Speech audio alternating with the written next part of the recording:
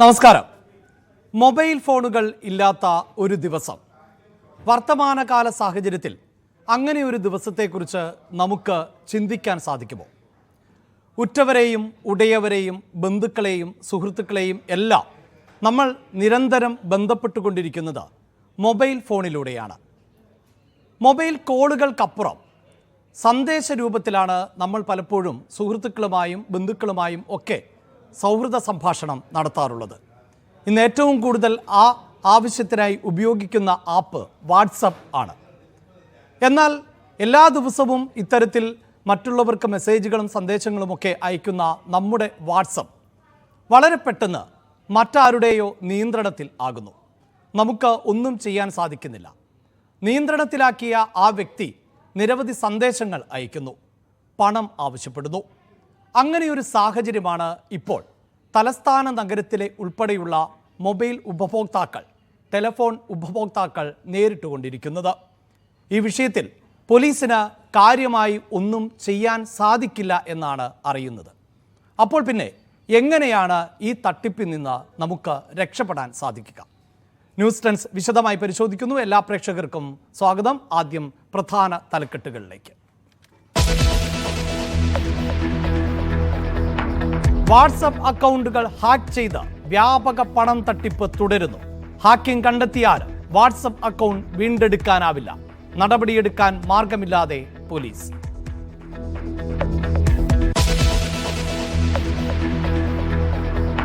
പുന്നമടക്കായലിന് പകരം സീപ്ലെയിനിന് ഇറക്കാൻ ബദൽ നിർദ്ദേശവുമായി ശാസ്ത്രജ്ഞർ. പുറക്കാട്ടെ ഗാന്ധിവനം അനുയോജ്യമെന്ന് സമിതിയുടെ കണ്ടെത്തൽ. നിർദ്ദേശം സ്വാഗതം ചെയ്ത് പുറക്കാട് പഞ്ചായത്ത്. DC ബുക്സിനെതിരെ EP Jayarajan. ആത്മകഥാ വിവാദത്തിൽ ആസൂത്രിത ഗൂഢാലോചന നടന്നു. DC ബുക്സ് മര്യാദ കാട്ടിയില്ല. ഒരു വരി പോലും പ്രസിദ്ധീകരിക്കാൻ ആർക്കും നൽകിയിട്ടില്ലെന്നും EP. ഇതൊരു ആസൂത്രിതമാണ്. ടൈംസ് ഓഫ് ഇന്ത്യയെ മുന്നിൽ നിർത്തി മറ്റ് പത്രങ്ങളിൽ വാർത്ത കൊടുപ്പിച്ച് മറ്റ് മാധ്യമങ്ങളുടെ ലീഗൽ പ്രൊട്ടക്ഷൻ ഉറപ്പുവരുത്തിച്ചിട്ട് നടത്തിയിട്ടുള്ള ആസൂത്രിതമായൊരു പദ്ധതിയാണ്. സാധാരണ പുസ്തക പ്രസാധകന്മാർ ഉയർന്ന നിലവാരം പുലർത്താറുണ്ട്. ഇതെല്ലാം ഇവിടെ ദുർബലപ്പെടുത്തുകയാണ് ചെയ്തിട്ടുള്ളത്. പിന്നിലാരെന്ന് സൂചന ലഭിക്കുമ്പോൾ പറയാമെന്നും EP ജയരാജൻ.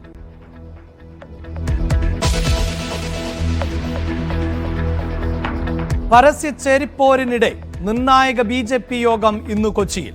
പാലക്കാട്ട് എങ്ങനെ വോട്ടു കുറഞ്ഞു എന്ന വിലയിരുത്തൽ പ്രധാന അജണ്ട. തോൽവിക്ക് ശേഷമുള്ള പ്രസ്താവന യുദ്ധങ്ങൾ ചർച്ചയാകും.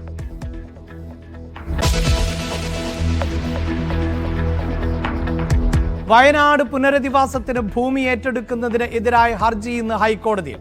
കോടതിയെ സമീപിച്ചത് എൽസൺ ഹാരിസൺ എസ്റ്റേറ്റ് ഉടമകൾ. വയനാടിന്റെ ദുരിതത്തിന് പരിഹാരം നിർദ്ദേശിക്കാൻ ന്യൂസ് 18 പരമ്പര തുടരുന്നു. മറന്നോ വയനാടിനെ? കനിവു കാത്ത് ചൂരൽമലയടിവാരത്ത് സർവ്വതും നഷ്ടമായി അണ്ണയ്യന്റെ ജീവിതം.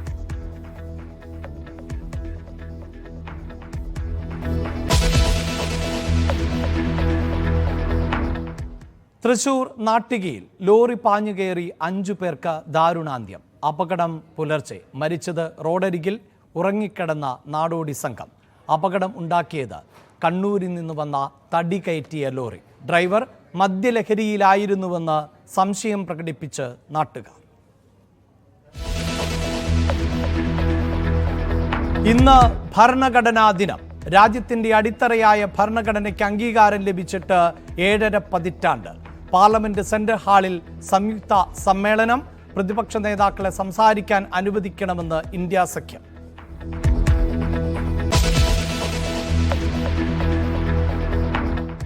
രാജ്യത്തെ വിറപ്പിച്ച മുംബൈ ഭീകരാക്രമണം നടന്നിട്ട് 16 വർഷം.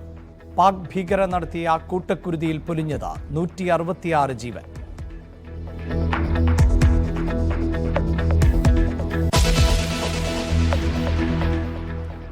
വാട്സാപ്പ് ഉണ്ടോ? സൂക്ഷിക്കണം.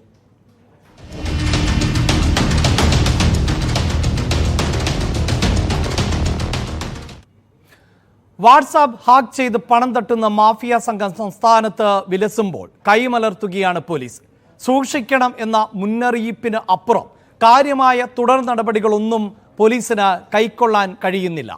അക്കൗണ്ടിൽ നിന്ന് പണം നഷ്ടപ്പെട്ടവരോട് ബാങ്കുകളും കൈമലർത്തുകയാണ്. ഹാക്ക് ചെയ്ത വാട്സപ്പിന്റെ നിയന്ത്രണം തിരികെ ലഭിക്കാൻ എത്ര സമയമെടുക്കും എന്നതിലും നിശ്ചയമില്ല. സുഹൃത്തുക്കളുടെ നമ്പറിൽ നിന്ന് 6 അക്ക OTP ആവശ്യപ്പെട്ട ശേഷം അക്കൗണ്ട് ഹാക്ക് ചെയ്യും. പണം ആവശ്യപ്പെടും. സ്വകാര്യ ചിത്രങ്ങളും വീഡിയോകളും കൈക്കലാക്കി ബ്ലാക്ക് മെയിൽ ചെയ്യും. ആയിരക്കണക്കിന് പേരാണ് ഇതിനോടകം തന്നെ ഈ വിധത്തിൽ തട്ടിപ്പിന് ഇരയായി കഴിഞ്ഞിട്ടുള്ളത്.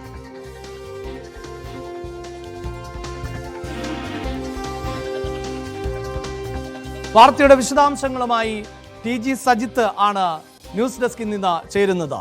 സജിത്ത്, നമ്മളെല്ലാവരെയും സംബന്ധിച്ചിടത്തോളം വാട്സപ്പ് എന്നത് ദൈനംദിന ജീവിതത്തിന്റെ ഭാഗമായി കഴിഞ്ഞു. ഇന്ത്യയിൽ തന്നെ കോടിക്കണക്കിന് ഉപഭോക്താക്കളുണ്ട്. കേരളത്തിലും ഒട്ടും കുറവല്ല. പരസ്പര ആശയവിനിമയത്തിന് ഇന്ന് ഏറ്റവും അധികം ഉപയോഗിക്കുന്ന ഒരു സംവിധാനം എന്നത് വാട്സപ്പ് ആണ്. അങ്ങനെയുള്ള വാട്സപ്പിന്റെ നിയന്ത്രണം നമുക്ക് നഷ്ടമാകുന്നു. പിന്നീട് അതിന്റെ നിയന്ത്രണം ആരോ ഏറ്റെടുക്കുന്നു. അത് തന്നെ ഉണ്ടാക്കുന്ന പ്രതിസന്ധി എന്നത് ചെറുതല്ല. അതിനോടൊപ്പമാണ് പണം നഷ്ടമാകുന്നു, വ്യക്തിപരമായ പല ഡേറ്റകളും കൈക്കലാക്കുന്നു എന്നതുകൂടി. എത്രത്തോളം വലിയ തട്ടിപ്പ്, വ്യാപകമായ തട്ടിപ്പാണിപ്പോൾ നടന്നുകൊണ്ടിരിക്കുന്നത്? അഭിലാഷ്, ഒരുപക്ഷെ ഇതുവരെ റിപ്പോർട്ട് ചെയ്യപ്പെട്ടിട്ടുള്ള സൈബർ തട്ടിപ്പുകളിൽ ഏറ്റവും ഗുരുതരമാവുന്ന ഒരു പ്രതിസന്ധിയാണ് ഇപ്പോൾ റിപ്പോർട്ട് ചെയ്യപ്പെട്ടുകൊണ്ടിരിക്കുന്നത്. അതാണ് ഈ വാട്സപ്പ് ഹാക്ക് ചെയ്തുകൊണ്ട് അനുഭവപ്പെടുന്നത്. പല ഘട്ടങ്ങളിൽ പല തരത്തിലുള്ള പ്രതിസന്ധിയാണ് രൂപപ്പെടുന്നത്. ഒന്ന്, ഇതുമൂലമുണ്ടാവുന്ന സാമ്പത്തിക നഷ്ടം, പണം ആവശ്യപ്പെട്ടുകൊണ്ടുള്ള തട്ടിപ്പ്. അടിസ്ഥാന ലക്ഷ്യം പണം തന്നെയാണ്. അതുകൊണ്ടാണ് തട്ടിപ്പുകാർ ആ ലക്ഷ്യത്തിലേക്ക് തന്നെ വരുന്നത്. പക്ഷേ സംഭവിക്കുന്നത് മറ്റൊന്നാണ്. കാരണം നമുക്കറിയാം, വാട്സപ്പ് എന്ന ആപ്ലിക്കേഷന് ഇന്ന് ഒരു വ്യക്തിയുടെ പ്രവർത്തനത്തിൽ, അവൻ്റെ ജീവിതത്തിൽ ഉണ്ടാകുന്ന നിർണായക പങ്ക്, പ്രത്യേകിച്ച് കേരളം പോലെ ഇന്ത്യ പോലെ ഒരു രാജ്യത്ത്, കേരളം പോലെ ഒരു പ്രദേശത്തൊക്കെ എത്ര കണ്ട് നമ്മൾ ഓരോ ദിവസവും നമ്മുടെ കമ്മ്യൂണിക്കേഷൻ സംവിധാനങ്ങളെ, വ്യക്തി ജീവിതത്തെയൊക്കെ അടിസ്ഥാനമാക്കി ഈ വാട്സപ്പുമായി ബന്ധപ്പെട്ടാണ് നമ്മുടെ ജീവിതം പോകുന്നത്. പ്രത്യേകിച്ച് തൊഴിലിടങ്ങളിലുള്ളവർ, മറ്റ് വ്യവസായ മേഖലകളിൽ ബിസിനസ് ചെയ്യുന്നവർക്കൊക്കെ അങ്ങേറ്റം ഒഴിവാക്കാൻ കഴിയാത്ത ഒരു സംവിധാനമാണ് വാട്സപ്പ്. പക്ഷേ സംഭവിക്കുന്നത്, വാട്സപ്പ് ഹാക്ക് ചെയ്യപ്പെടുന്നതോടുകൂടി തട്ടിപ്പ് ലക്ഷ്യമിടുന്നത് പണം ആവശ്യപ്പെട്ടുകൊണ്ടാണ്. പക്ഷേ ആ വ്യക്തിയുടെ സ്വകാര്യതയിലേക്കുള്ള വലിയ കടന്നുകയറ്റമാണ് സംഭവിക്കുന്നത്. അതായത് വാട്സപ്പ്, തൻ്റെ പേരിലുള്ള ആ വാട്സപ്പിൻ്റെ പൂർണ്ണമായ നിയന്ത്രണം അയാൾക്ക് നഷ്ടപ്പെടുന്നു എന്നതാണ് സാഹചര്യം. അത് അങ്ങേറ്റം ഗുരുതരമായ പ്രതിസന്ധിയാണ്. കഴിഞ്ഞ ദിവസം പോലീസ് നൽകിയ മുന്നറിയിപ്പിലൂടെയാണ് ഇത് വീണ്ടും ശ്രദ്ധയിൽപ്പെടുന്നത്. ഏറ്റവും പ്രധാനമായി സംസ്ഥാനത്ത് നടന്ന ഒരു തട്ടിപ്പ്, അതിൻ്റെ ഗുരുതരാവസ്ഥ വ്യക്തമാവുന്നത് ഇങ്ങനെയാണ്. കഴിഞ്ഞ ദിവസം കൊച്ചിയിലെ ഒരു ഫ്ലാറ്റ് ഉടമകളുടെ യോഗത്തിൽ അവരൊരു വാട്സപ്പ് ഗ്രൂപ്പ് രൂപീകരിക്കാൻ തീരുമാനിക്കുന്നു. ഒരു യോഗം ചേർന്ന് തീരുമാനിക്കുന്നു. തൊട്ടു പിന്നാലെ തന്നെ അതിൽ ആ ഫ്ലാറ്റ് ഉടമകളിൽ ഒരാൾക്ക് മറ്റൊരു വ്യക്തിയുടെ പേരിൽ ഒരു OTP നമ്പർ ലഭ്യമാവുകയാണ്. അതായത് അത്ര പെട്ടെന്ന് ഈ നടക്കുന്ന നീക്കങ്ങൾ പോലും ഇവർക്ക് അടുത്തറിയാൻ കഴിയുന്നു എന്നതാണ്.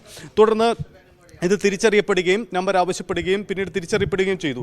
ഇനി ഇതെങ്ങനെയാണ് ഈ തട്ടിപ്പ് നടക്കുന്നത്, അതിൻ്റെ തുടക്കം എന്ന് നമുക്ക് പരിശോധിക്കാം. ആദ്യം തന്നെ ഈ തട്ടിപ്പിൻ്റെ തുടക്കം ഉണ്ടാവുന്നത് നമ്മുടെ അടുത്ത പരിചയക്കാരൻ്റെ നമ്പറിൽ നിന്ന് നമ്മുടെ ഫോണിലേക്ക് ഒരു 6 അക്ക ഡിജിറ്റൽ കോഡ് വരിക എന്നുള്ളതാണ്. ഈ ഡിജിറ്റൽ കോഡ് വരുന്നതോടൊപ്പം തന്നെ തൻ്റെ കയ്യിൽ നിന്ന് അബദ്ധവശാൽ ഈ ഡിജിറ്റൽ കോഡ് സെൻഡായി, അതൊന്ന് തിരികെ സെൻഡ് ചെയ്യണമെന്ന് ആവശ്യപ്പെടുന്നു. സ്വാഭാവികമായും ആ തട്ടിപ്പിൽ പലരും വീണുപോകും. സംഭവിക്കുന്നതോ അതോടുകൂടി ആ ഫോണിൻ്റെ പൂർണ്ണമായ വാട്സപ്പിൻ്റെ പൂർണ്ണമായ നിയന്ത്രണം അയാൾക്ക് നഷ്ടപ്പെടുന്നു എന്നതാണ്.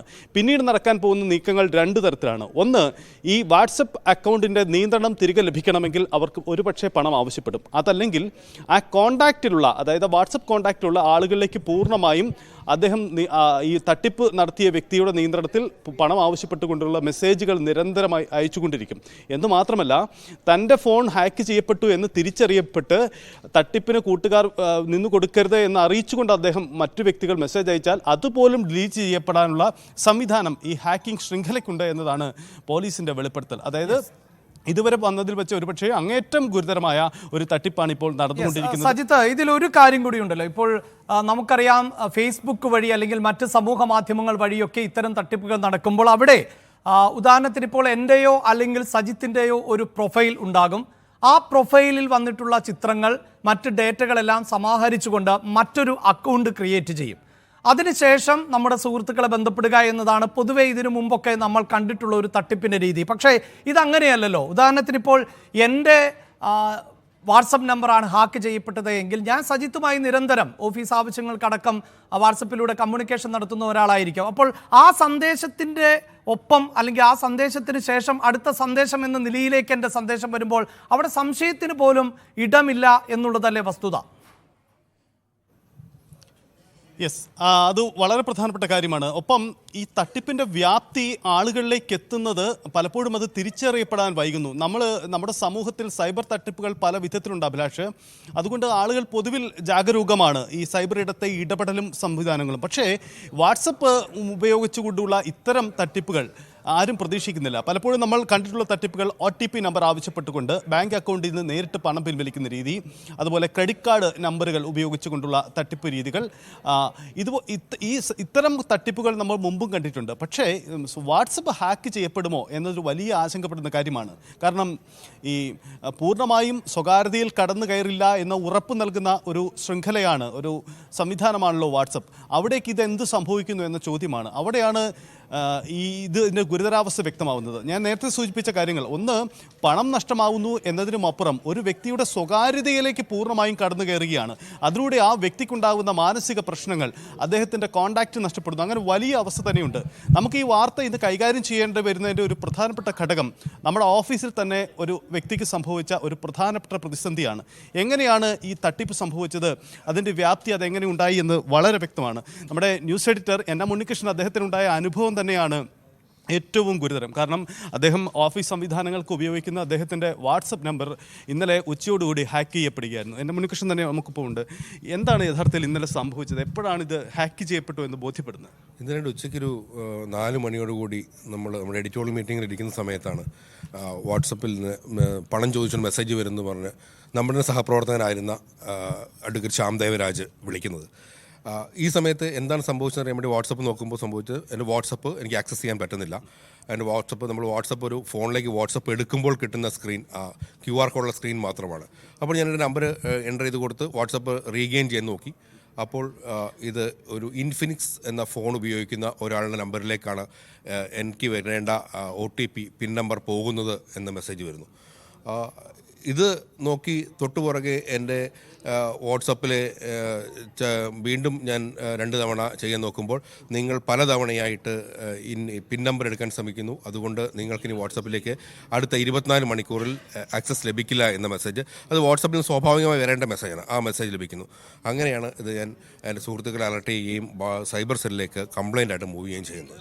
ഇത് ആദ്യം തന്നെ ഈ 6 നമ്പർ വരും, അതിൽ കുടുങ്ങിയാൽ വീഴും എന്നതാണ് പൊതുവിൽ കിട്ടിയ മുന്നറിയിപ്പ്. അങ്ങനെ ഒരു അലേർട്ട് ആദ്യം ലഭ്യമായിരുന്നു. ഇത് നമ്മൾ മീറ്റിംഗ് ഇരിക്കുമ്പോൾ നമ്മൾ സ്വാഭാവികമായിട്ടും നമ്മൾ അറിയാം, നമ്മൾ വാട്സപ്പിൽ നമ്മുടെ വരുന്ന അപ്ഡേറ്റ്സ് വാട്സപ്പ് നോക്കും. അപ്പോൾ വാട്സപ്പ് ഓപ്പൺ ആയിരുന്നു.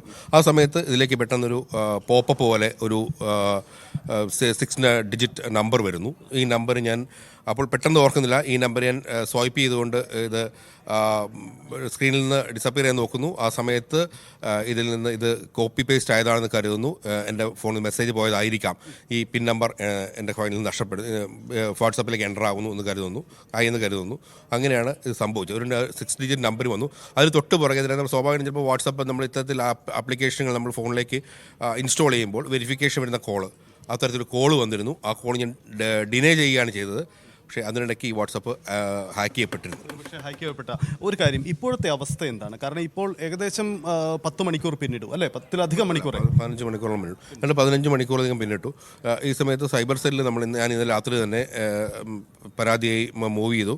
അവർ പറയുന്നത് വാട്സപ്പിൽ നമുക്കൊന്നും ചെയ്യാൻ കഴിയില്ല. നമുക്ക് ചെയ്യാൻ ആകെ കഴിയുന്ന കാര്യം വാട്സപ്പിൻ്റെ ഹെൽപ്പ് ലൈനിലേക്ക് നമുക്കൊരു മെസ്സേജ്, ഒരു മെയിൽ അയക്കാം.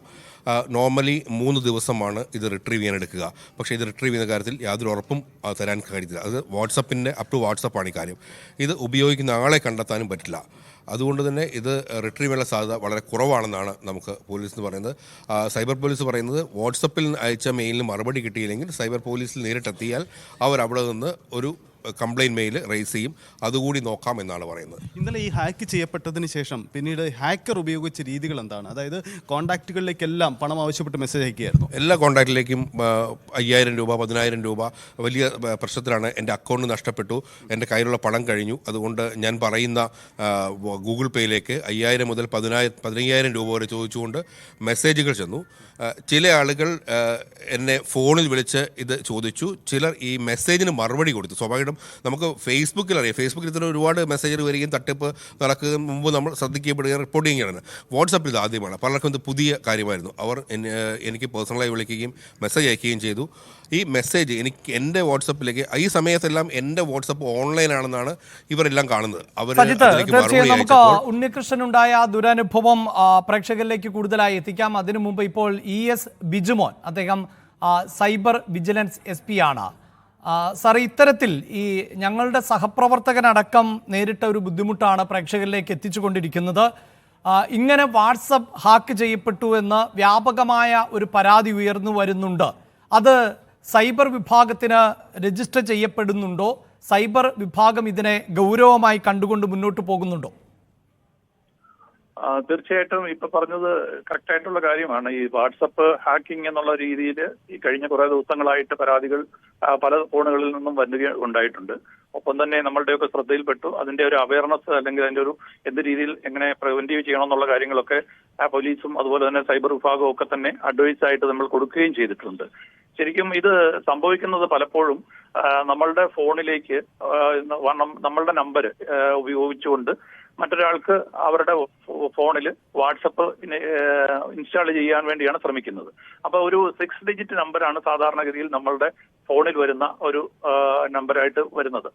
ആ നമ്പർ ലഭിക്കുന്നതിന് വേണ്ടിയിട്ടാണ് ഇവര് പലപ്പോഴും ഏതെങ്കിലും തരത്തിലുള്ള കോളുകൾ കൂടിയോ അല്ലെന്നുണ്ടെങ്കിൽ മെസ്സേജുകൾ കൂടിയോ ഈ 6 ഡിജിറ്റ് നമ്പർ മനസ്സിലാക്കി ഒരാളുടെ ഫോൺ ഹാക്ക് ആയി കഴിഞ്ഞു കഴിഞ്ഞാൽ അപ്പൊ ഏതെങ്കിലും ഒരാളെ ചിലപ്പോൾ അവർ അറിയാതെ പറഞ്ഞു കൊടുത്തതാണ്. അവരുടെ ഫോണിലെ കോണ്ടാക്ട് ലിസ്റ്റിലെ മുഴുവൻ ആളുകൾക്കും പിന്നീട് മെസ്സേജുകൾ പോകുന്ന രീതിയിൽ അല്ലെങ്കിൽ അവർ അഡ്മിൻ ആയിട്ടുള്ള ഗ്രൂപ്പുകളുടെ കൺട്രോൾ ഇവർ ഏറ്റെടുക്കും. ഈ ഹാക്കേഴ്സ് ഏറ്റെടുത്ത ശേഷം അവർക്കെല്ലാം ഈ പറഞ്ഞ രീതിയിലുള്ള മെസ്സേജുകൾ പോകും.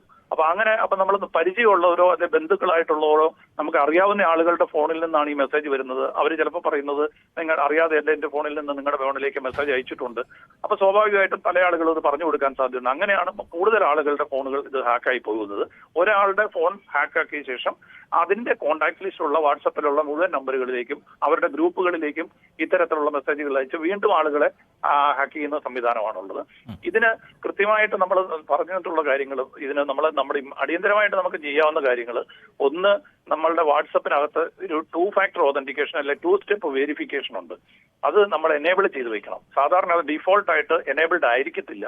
അത് നമ്മൾ വാട്സപ്പിന്റെ സെക്യൂരിറ്റി ഓപ്ഷനിൽ പോയി കഴിഞ്ഞാൽ അക്കൗണ്ട്സിൽ കയറി അക്കൗണ്ട്സിൽ 2 സ്റ്റെപ്പ് വെരിഫിക്കേഷൻ എന്ന് പറഞ്ഞ് ക്ലിക്ക് ചെയ്ത് അതിനെ എനേബിൾ ചെയ്ത് കഴിഞ്ഞാൽ നമുക്ക് ഈ 2 സ്റ്റെപ്പ് വെരിഫിക്കേഷൻ ആകുമ്പോൾ ഈ 6 ഡിജിറ്റ് നമ്പറിനോടൊപ്പം പിന്നെ നമ്മൾ ക്രിയേറ്റ് ചെയ്യുന്ന ഒരു പിൻ നമ്പർ ഉണ്ട്. അത് നമ്മളോട് ചോദിച്ച് അതുകൂടെ കൊടുത്താൽ മാത്രമേ പുതുതായിട്ട് ഇൻസ്റ്റാൾ ചെയ്യാവുള്ളൂ.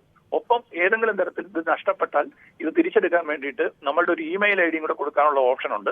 അത് കൊടുത്തിരുന്നാൽ ആ ഇമെയിലിൽ കിട്ടുന്ന ലിങ്ക് വഴി നമുക്കിത് തിരിച്ചെടുക്കാനും പറ്റും.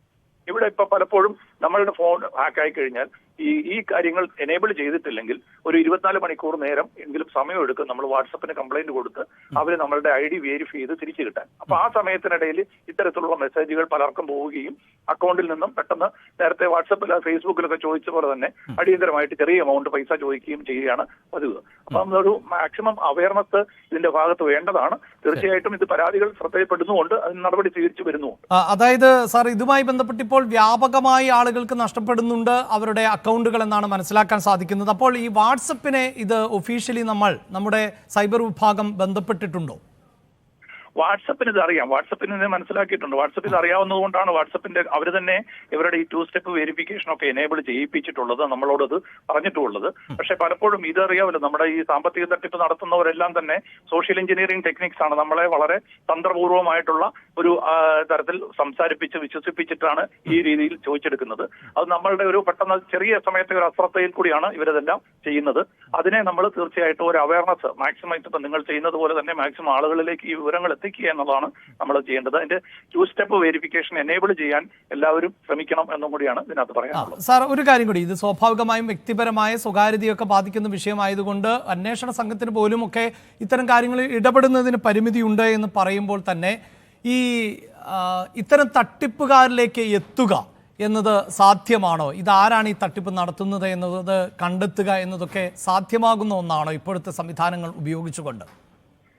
സാധ്യമാകുന്നുണ്ട്. കാരണം ഇത് പലപ്പോഴും ഇത് നമ്മളുടെ സ്ഥിരം നടക്കുന്ന നമ്മുടെ ഫിനാൻഷ്യൽ ഫ്രോഡിന്റെ ആ സംഘം തന്നെയാണ് ഇതിന്റെ പിന്നിലും കാണുന്നത്. ഇത് പലപ്പോഴും നമ്മൾ ഇതിൽ എത്തുന്നത് അന്യ സംസ്ഥാനം, അതായത് എവിടെയാണോ ഈ തട്ടിപ്പ് വരുന്നത് ആ സംസ്ഥാനത്തിന് വെളിയിലുള്ള മറ്റൊരു സംസ്ഥാനത്ത് നിന്നാണ് കൂടുതലും ഇത്തരത്തിലുള്ള മെസ്സേജുകളും കോളുകളും വരുന്നത്. അവര് പലപ്പോഴും നമ്മളുടെ ഒരു അന്വേഷണ സംഘം ആ സംസ്ഥാനത്ത് എത്താൻ എടുക്കുന്ന ഒരു കാലതാമസം ഉണ്ടാവും. ആ സമയം കൊണ്ട് ഇവര് അവരുടെ പൈസ രക്ഷപ്പെടുത്തുന്ന ഒരു രീതിയിലാണ് പലതുന്നത്. അതുകൊണ്ട് നമുക്കിത് അവരിലേക്ക് എത്താൻ പറ്റും. കാരണം അതിനൊരു സഹായം വേണ്ടത് മെറ്റയുടെ, അതായത് ഇവരുടെ ഫേസ്ബുക്കിന്റെ പ്രൊവൈഡേഴ്സിന്റെ സപ്പോർട്ട് വേണം. കാരണം ഇതിന്റെ ഏത് നമ്പറിൽ നിന്നാണ്, ഏത് IP ഉപയോഗിച്ചിട്ടാണ് ഇത് ചെയ്തിട്ടുള്ളത്, അവർ ആ സമയത്ത് ഉപയോഗിച്ചിരുന്ന മൊബൈൽ നമ്പർ ഏതാണ് തുടങ്ങിയിട്ടുള്ള കാര്യങ്ങൾ നൽകേണ്ടത് മെറ്റയാണ്. അപ്പൊ അവർക്ക് നമ്മൾ കമ്മ്യൂണിക്കേറ്റ് ചെയ്ത് അതിൽ നിന്നും കിട്ടുന്ന മറുപടിക്കുള്ള കാലതാമസം വരുമ്പോഴത്തേക്കും സാധാരണ ഇമ്മീഡിയറ്റ് ആയിട്ട് ചില ആളുകൾക്കെങ്കിലും പൈസ നഷ്ടപ്പെടാനുള്ള സാധ്യതയുണ്ട്. ശരി സാർ, ഇപ്പോൾ ആ നമ്പറിന്റെ കാര്യം പറഞ്ഞതുകൊണ്ടാണ് ഇപ്പോൾ ഞങ്ങളുടെ സുഹൃത്തിന് തന്നെ മെസ്സേജുകൾ എന്ന രീതിയിൽ ഇത് അറിഞ്ഞുകൊണ്ട് തന്നെ ഞങ്ങളിൽ ചിലരെങ്കിലും പണം നൽകിയിട്ടുണ്ട് എന്ന തരത്തിൽ തിരിച്ച് മെസ്സേജ് അയക്കുന്നു.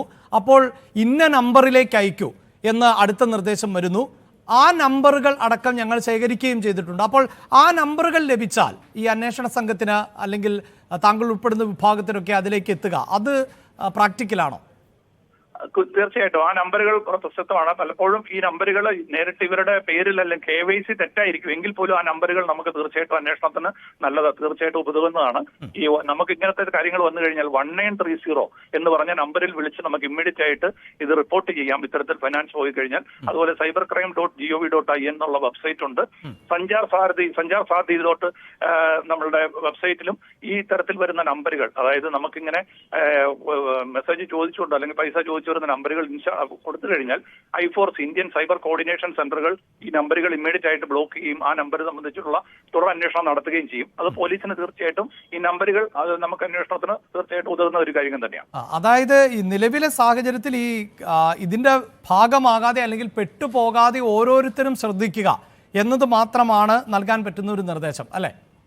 നമ്മൾ പ്രധാനമായിട്ടും ഈ സോഷ്യൽ മീഡിയകളിൽ ഏറ്റവും കൂടുതൽ നമുക്കൊരു അവയർനെസ് ആണ് വേണ്ടത്. കാരണം ഇതിനകത്ത് നമുക്ക് അറിയാം ദിവസം തോറും പുതിയ പുതിയ തട്ടിപ്പുകളുമായിട്ടാണ്, പുതിയ രീതിയിലാണ് ഇത്തരം കാര്യങ്ങൾ വരുന്നത്. അതും പലപ്പോഴും നമ്മളുടെ ഒരു അശ്രദ്ധയാണ് ഉപയോഗിക്കുന്നത്. അപ്പൊ തീർച്ചയായിട്ടും നമ്മളൊരു കോഷൻ എന്നുള്ളത് പ്രധാനമാണ്. ഒപ്പം തന്നെ പൈസ പോയാൽ ഇമ്മീഡിയറ്റ് ആയിട്ട് 1930 വിതിൻ 1 hour നമ്മൾ കൊടുത്തു കഴിഞ്ഞാൽ നമുക്ക് ആ പൈസ നമുക്ക് സ്റ്റോപ്പ് ചെയ്യിക്കാനുള്ള സംവിധാനമുണ്ട്. 1930 എല്ലാവരും ഓർത്ത് വയ്ക്കുക. അതിൽ ഇമ്മീഡിയറ്റ് ആയിട്ട് വിളിച്ച് നമ്മൾ ലോഗിൻ ചെയ്യുക പൈസ ഏതെങ്കിലും തരത്തിൽ നഷ്ടപ്പെട്ടാൽ. ശരി സാർ, വളരെ തിരക്കിനിടയിലാണ് അദ്ദേഹം നമ്മളുമായി സംസാരിച്ചത്. വളരെയധികം നന്ദി ഇത്തരം വിവരങ്ങൾ ഞങ്ങളോട് പങ്കുവച്ചതിന്. ഇപ്പോൾ സൈബർ വിദഗ്ധൻ ശ്രീ വർഗീസ് ബാബു കൂടി ചേരുന്നുണ്ട്. ശ്രീ വർഗീസ് ബാബു, ഒരു ഘട്ടത്തിൽ ഈ സോഷ്യൽ മീഡിയകളുടെ ഒരു പ്രചാരണം ആരംഭിക്കുന്ന സമയത്തൊക്കെ ഈ ചിത്രങ്ങളടക്കമൊക്കെ സോഷ്യൽ മീഡിയയിൽ നൽകുവാൻ ആളുകൾ ഭയന്നിരുന്നു. അത് മോർഫ് ചെയ്യപ്പെടും, ദുരുപയോഗം ചെയ്യപ്പെടും, അതുകൊണ്ട് അത്തരം കാര്യങ്ങളൊന്നും പങ്കുവെക്കരുത് എന്നാണ്. എങ്കിൽ ഇപ്പോൾ എല്ലാവരും അവരുടെ ഏറ്റവും പ്രധാനപ്പെട്ട സ്വകാര്യ നിമിഷങ്ങൾ അല്ലെങ്കിൽ ജീവിതത്തിലെ സന്തോഷ നിമിഷങ്ങൾ, ഏറ്റവും വ്യക്തിപരമായി കാണുന്ന വിഷയങ്ങൾ എല്ലാം സോഷ്യൽ മീഡിയയുടെ പ്രതലത്തിലൂടെ പുറംലോകത്തെ അറിയിക്കുന്ന ഒരു പശ്ചാത്തലമുണ്ട്. അതിനെ അടക്കം ചൂഷണം ചെയ്യുന്നു ഈ തട്ടിപ്പുകാർ എന്നാണ് ഇപ്പോൾ നമുക്ക് മനസ്സിലാക്കാൻ സാധിക്കുന്നത്. ഇത് എത്രത്തോളം വലിയ ഒരു തട്ടിപ്പാണ്? ഈ തട്ടിപ്പിൽ നിന്ന് എങ്ങനെയാണ് ഒരു വ്യക്തിക്ക് മാറി നിൽക്കാൻ കഴിയുക, അല്ലെങ്കിൽ ഈ തട്ടിപ്പിന് ഇരയാക്കപ്പെടാതിരിക്കാൻ എന്തൊക്കെ കാര്യങ്ങൾ ശ്രദ്ധിക്കണം?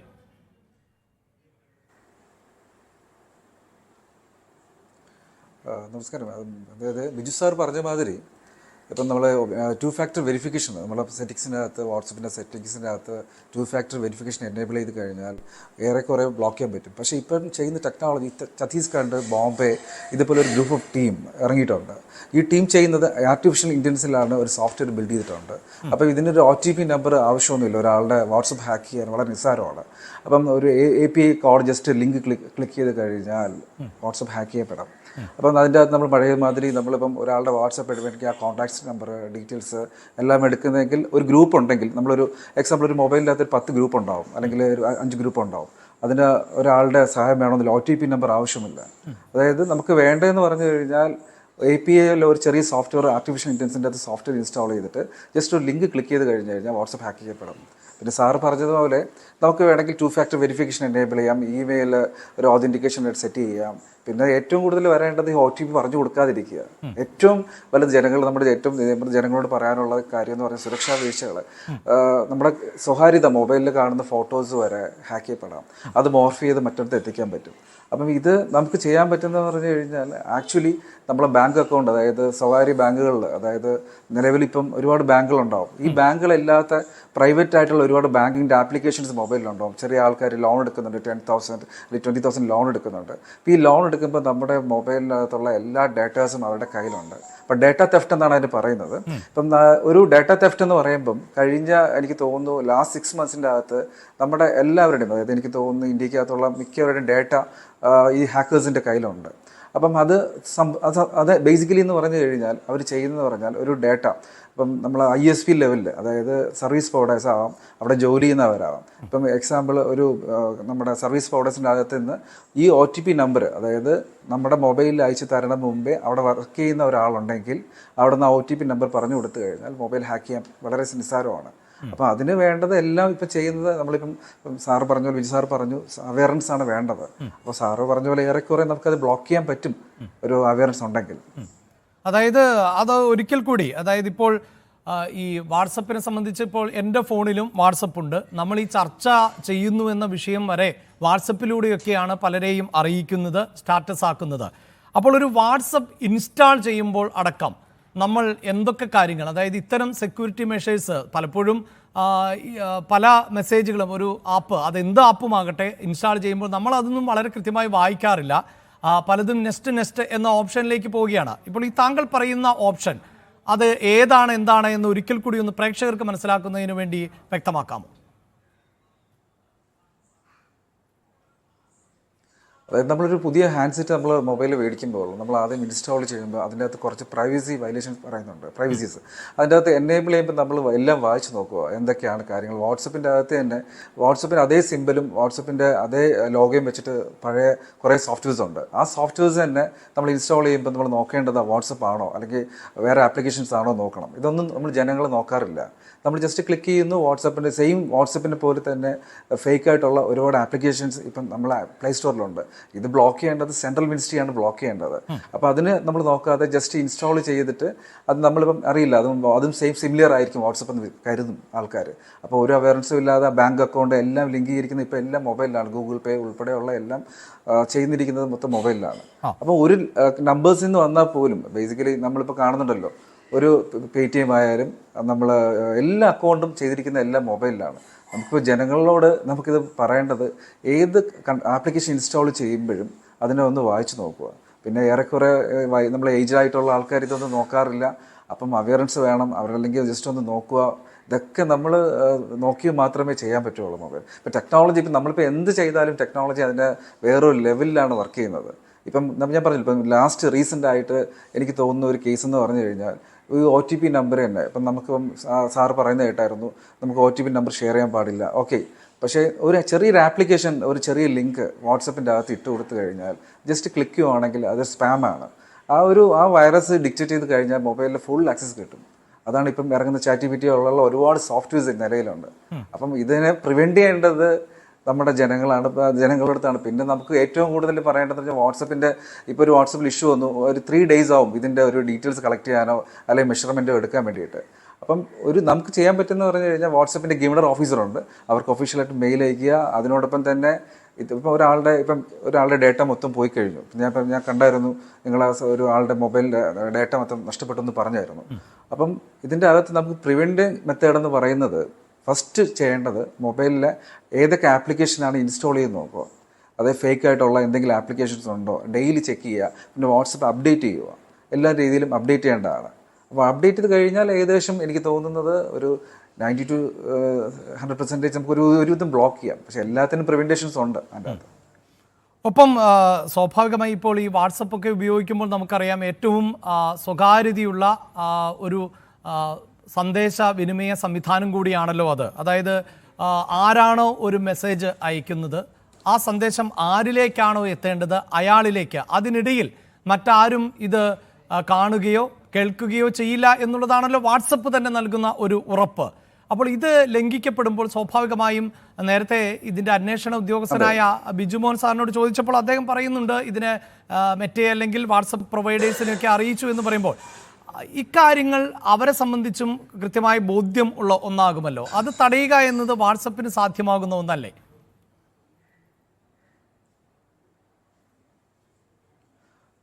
Basically WhatsApp end to encryption എന്നാണ് എല്ലാവരും പറയുന്നത്. അതായത് ഒരു P2 പെയറായിട്ട് ആരുടെ നമ്മൾ ഡേറ്റ എടുക്കാൻ പറ്റില്ല എന്നാണ് വാട്സപ്പിന്റെ പറയുന്നത്. പക്ഷേ നമുക്ക് അതിൻ്റെ അകത്ത് വേണ്ടതെന്ന് പറഞ്ഞു കഴിഞ്ഞാൽ ഒരാളുടെ ഡേറ്റ എടുക്കാൻ വളരെ സിമ്പിളാണ്. അപ്പോൾ ഒരാളുടെ മൊബൈലിൽ ബേസിക്കലി ഇപ്പം ഞാൻ നിങ്ങൾക്ക് ഒരു ലിങ്ക് അയച്ചു തരികയാണ്. ലിങ്ക് അയച്ചു തന്നിട്ട് ഞാൻ ആർക്കാണ് ടാർഗറ്റ് ചെയ്യണം മെസ്സേജ്, അപ്പം ഞാനും അയാൾ മാത്രമായിരിക്കും അറിയുന്നത്. ബേസിക്കലി ഇപ്പം ഞാൻ നിങ്ങൾക്കൊരു മെസ്സേജ് അയക്കുവാണ്. അപ്പം അതൊരു സോഫ്റ്റ്വെയർ നമ്മൾ ബിൽഡ് ചെയ്ത് കഴിഞ്ഞാൽ അവർക്ക് മാത്രമേ മെസ്സേജ് പോവുള്ളൂ. അപ്പം AI ചെയ്യാന്നുള്ള കാര്യമുള്ളത്.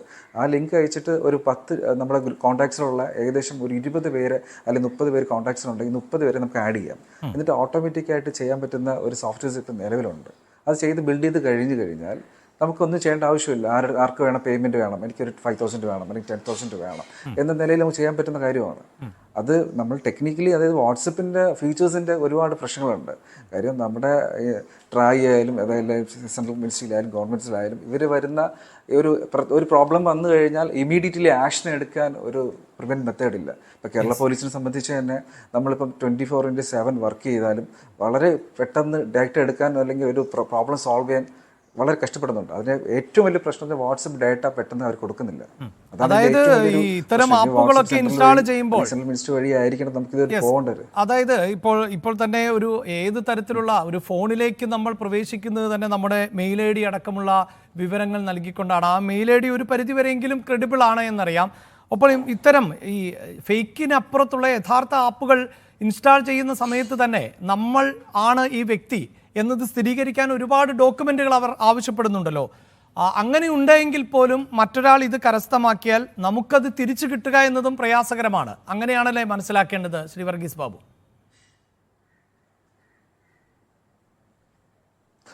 അതാണ് ഇതിനായിട്ട് ഏറ്റവും വലിയ നമ്മളൊരു കാര്യം എന്ന് പറയേണ്ടത്. നമ്മൾ ഒരു വാട്സപ്പ് ഇൻസ്റ്റാൾ ചെയ്യുമ്പോഴും നമ്മൾ അതിൻ്റെ അകത്ത് ചോദിക്കും, നമ്മുടെ ഇമെയിൽ അഡ്രസ്സ് ചോദിക്കും, നമ്മുടെ ഫോൺ നമ്പർ ചോദിക്കും. ഈ ഫോൺ നമ്പറും ഇമെയിൽ അഡ്രസ്സ് വാട്സപ്പിൻ്റെ കയ്യിലുണ്ട്. ബേസിക്കലി അതും ഒരു ആപ്ലിക്കേഷൻസ് ആണ്.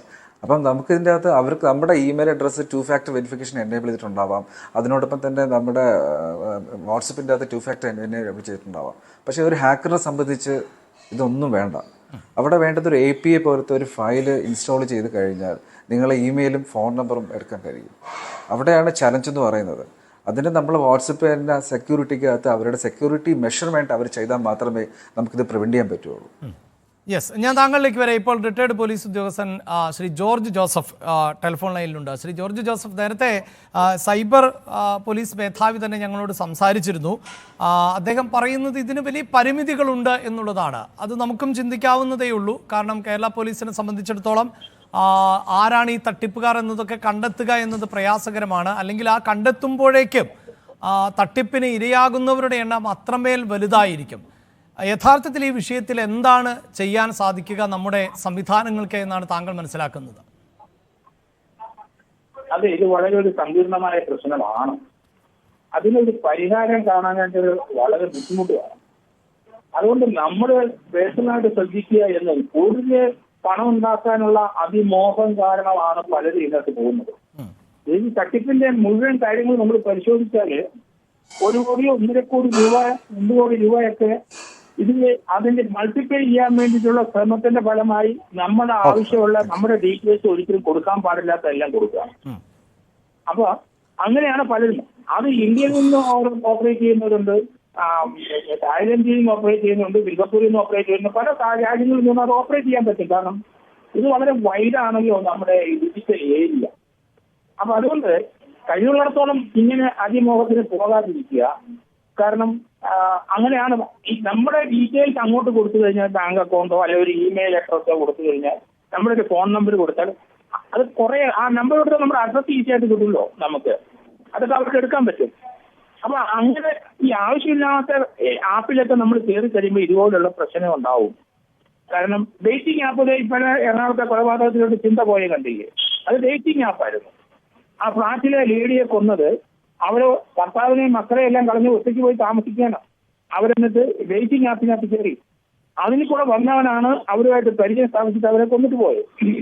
അപ്പൊ അനാവശ്യമായി നമ്മൾ ചെയ്യുന്ന പ്രവൃത്തികൾ അതിലൊക്കെ നമ്മൾ ചെന്ന് ഇതുപോലുള്ള ഓരോ സംഭവത്തിൽ, കാരണം ഇവിടെ ആറ്റിങ്ങൽ എനിക്കറിയാം ഒരു ഡോക്ടറെ പെൺകുട്ടികളാണ്, കോശി അജിത്താണ്. അവര് ഇതുപോലെയുള്ള അമ്മ പറയുന്ന കേൾക്കാതെ അവര് ആവശ്യമില്ലാതെ ഈ ഓൺലൈനിലോട്ട് പല പല സെയിലുകളുമായിട്ട് അങ്ങ് നടന്ന് കയറി ഏകദേശം ആ പിതാവ് സംഘടിപ്പിച്ച ഈ മക്കളുടെ പേര് ഇട്ടുകൊടുത്ത ഏകദേശം 60-70 ലക്ഷം രൂപയാണ് പോയിരിക്കുന്നത്. അപ്പൊ ഇത് ധാരാളം സംഭവങ്ങൾ ഇങ്ങനെ ഉണ്ടായിക്കൊണ്ടിരിക്കുകയാണ്. അപ്പൊ അതുപോലുള്ള അതിമോഹങ്ങളൊന്നും വേണ്ട. സേഫായിട്ട് ഇങ്ങനെയുള്ള ആപ്പിലോട്ട് നമ്മൾ പ്രവേശിച്ചു കഴിഞ്ഞാല് അത് നമ്മളെ മുതലെടുക്കും. നമ്മൾ അത്യാവശ്യമുള്ള കാര്യങ്ങൾ അങ്ങോട്ട് കൊടുക്കും. അവര് നമ്മുടെ മാക്സിമം ഇത് ചോർത്തിട്ട് ഇമ്മീഡിയറ്റ് ആയിട്ട് നമ്മുടെ മണി ചോർത്തും. ഫിക്സഡ് ഡിപ്പോസിറ്റ് ഇട്ടിരിക്കുന്ന മണി ചോർത്താം. നമ്മൾ അങ്ങനെ ഒരു ഡൗട്ട് തോന്നിക്കഴിഞ്ഞാൽ ഉടൻ തന്നെ നമ്മുടെ ബാങ്കിനായിട്ട് ബന്ധപ്പെട്ട് അവർ ഇമ്മീഡിയറ്റ് ആയിട്ട് അത് ബ്ലോക്ക് ചെയ്യാൻ പറ്റും. കുറെയെങ്കിലും പണം നമുക്ക് സേവ് ചെയ്യാൻ പറ്റും. ബാക്കി പോവും. അവരൊരു 1 കോടി രൂപ അവർ അടിച്ചു മാറ്റിക്കഴിഞ്ഞാൽ ഒരു 10 മാസം അക്കൗണ്ടിൽ കൂടെയാണ് അത് പോകുന്നത്.